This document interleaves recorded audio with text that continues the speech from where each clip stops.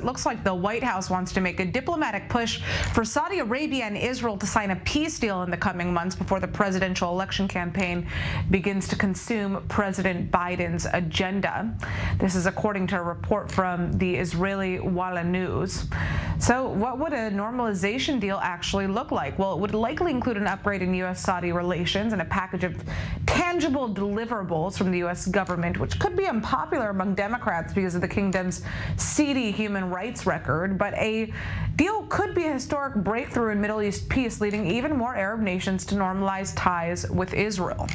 Well, White House National Security Advisor Jake Sullivan met with Saudi Crown Prince Mohammed bin Salman last week in Jeddah to discuss the deal, so we're going to have to wait and see what plays out. But meanwhile, the U.S. has also recently proposed joint military planning with Israel on Iran, according to reports. The Biden administration has allegedly approached Israeli officials in recent weeks with an unprecedented proposal that would, quote, significantly upgrade U.S. military cooperation with Israel. Now, this comes after revelations that Iran has enriched uranium to near weapons-grade levels.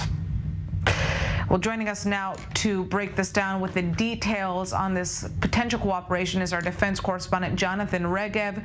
So what do we know so far about this joint military proposal on behalf of the United States? We don't know much, but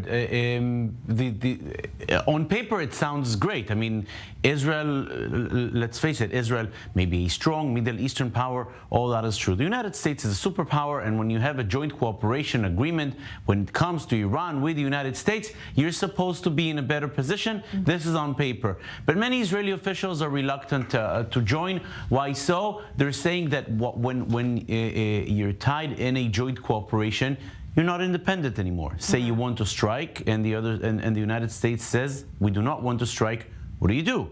On the one hand, you want to strike against Iran because Israel believes that perhaps Iran is already advanced too much in its nuclear program. If the United States says no, then in principle, then Israel would have to think twice and 3 times and 10 times before going forward without the United States. If you're tied in a cooperation agreement with the United States, can you go forward? Probably no. So Israeli officials are reluctant to join.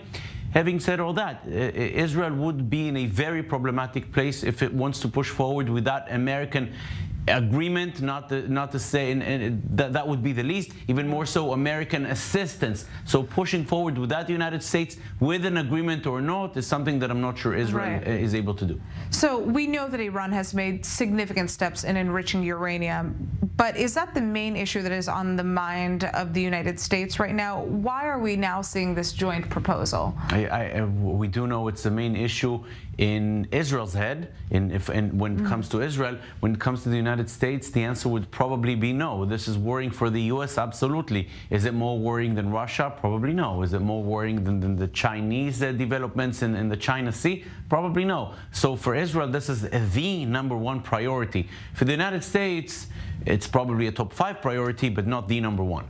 It does come, of course, mere months before the upcoming U.S. election.